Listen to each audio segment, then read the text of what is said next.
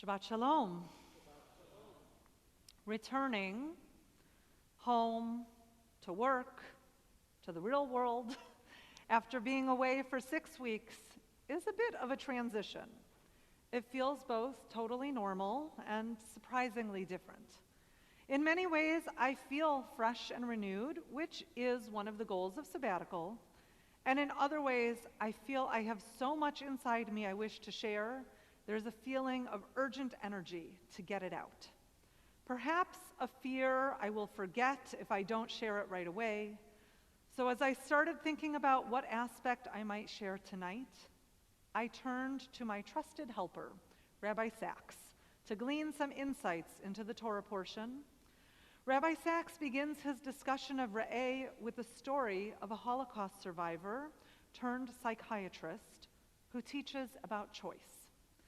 She believes that victimhood comes from inside rather than outside. Acts are done to you, but living with victimhood comes from psychological choices we make. Somehow Rabbi Sachs managed to speak directly to me each week I pick up his commentaries. In what ways are the situations I learned about and shared about? In what ways are they about victims of history? In what ways are they about surviving, not as victims, but with dignity in spite of the horrors enacted upon them? Parshat Re'eh opens with Deuteronomy 11:23. See, this day I set before you blessing and curse. Blessing if you obey the commandments of the eternal your God and enjoin upon you this day, and curse if you do not obey the commandments of the eternal your God. This binary seems so easy and clear. Follow God's laws and there will be blessing. Follow other gods and there will be curses.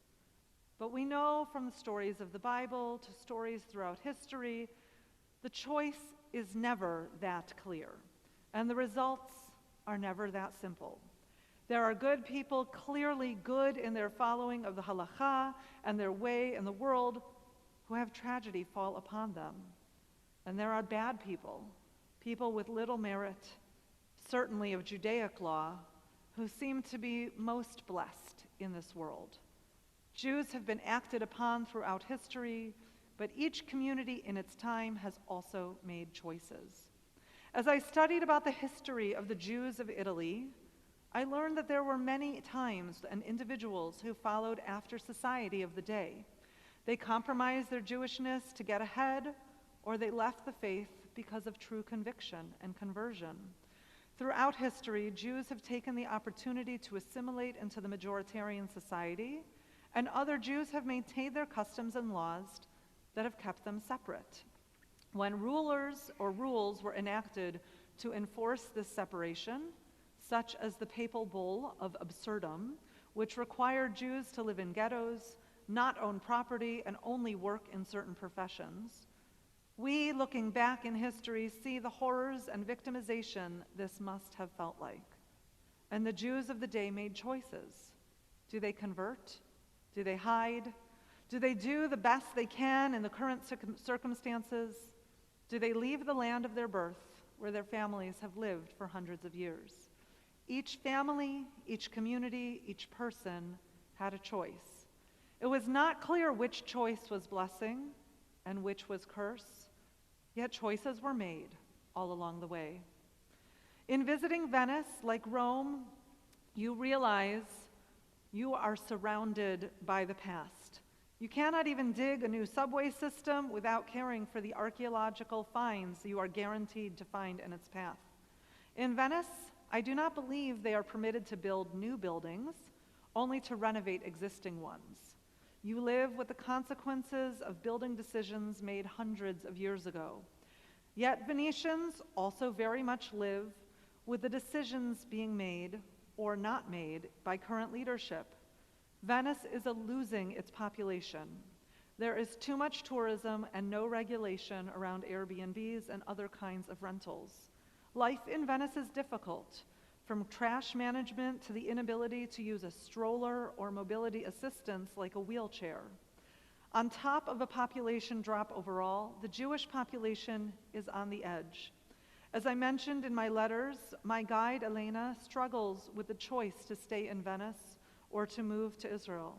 While her husband helps to keep recordings, the Venetian cantillation of Torah so the tradition will not be lost, she says there are only 10 children affiliated with the community. There's no future. Do you stay, hold on to generations of history and hope to write the future in the same location? Or do you go, holding on to the dream your people have had, building community in new spaces, a space with Jews, but also a space in which the uniqueness of being a Venetian Jew will be lost? For each choice, there is something lost and something gained. There is no victimization in the modern Venetian choice to stay or leave. Which side even represents the choice of blessing, of life? It is not clear. But it still feels sorrowful to me that such a choice is necessary. But of course, what spoke to me most about Rabbi Sachs's teaching regarding feeling victimization from the inside is the situation in Israel. It seems clear so many Israelis and Palestinians feel victim. There are Haredi who feel victimized by the thought of being drafted into the army, and non-Haredi who feel victimized by the Haredi being non-contributing burdens to the state. There are those who support the coalition who feel victimized by the court that prevents their laws from being enacted, and those in opposition who feel victimized by the government for trying to overhaul the judiciary, its failures leading up to October 7th, and the handling of the widening war. There are Arab citizens who feel victimized and silenced by a police force that can target you for speaking out, and by a police force who ignores rampant crime and murder sprees happening in Arab communities. And of course, there are the Palestinians being victimized by settler violence, by occupation policies, and being victimized by an incompetent Palestinian leadership who hold on to power rather than move the needle forward.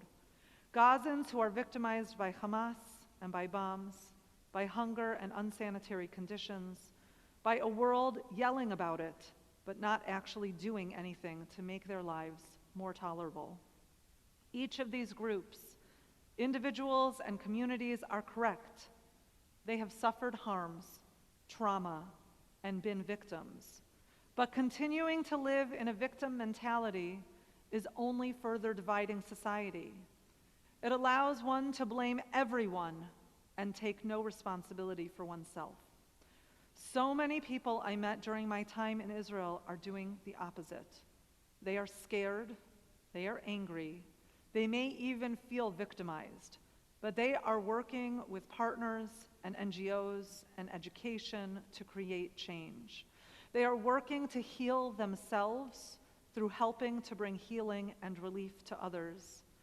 I know the Palestinians I met with through Trua who preach nonviolence. They are not the only Palestinians. And I know the Israelis I met who stand in Palestinian villages and act as protective observants. They are not the only Israelis. They are humans who feel harmed by the actions of their fellow humans, who help to heal themselves through acts of bravery, listening, humanizing, and kindness. I think it is clear which future I would want for Israel, and it is not the actions of the current coalition. But future coalitions are not magical unicorns. They are made up of people. They have priorities, they have fears, and they continue to have trauma. There will be continued to make choices that diminish the human dignity of others. Sometimes others will be on the losing political side. Sometimes others will be the Palestinians who have no vote. And frankly, sometimes the others will be the diaspora Jews who suffer consequences in our home countries because of Israel's actions or perceived actions. No future coalition will be perfect, but I hope the bridge builders, the shared society committed, democracy-focused, education-focused, long-term future-focused, I hope they will have a larger say in the direction of the country. I hope their vision, the vision of the Israeli Declaration of Independence, can be uplifted and enacted. It says, Israel will foster the development of the country for the benefit of all its inhabitants. It will be based on freedom, justice, and peace, as envisaged by the prophets of Israel. It will ensure complete equality of social and political rights to all its inhabitants, irrespective of race, religion, or sex. It will guarantee freedom of religion, conscience, language, education, and culture. It will safeguard the holy places of all religions. I hope each human, each community, each constituent will choose to heal their victimhood by choosing blessing, choosing life, and choosing a better future for all who inhabit this land.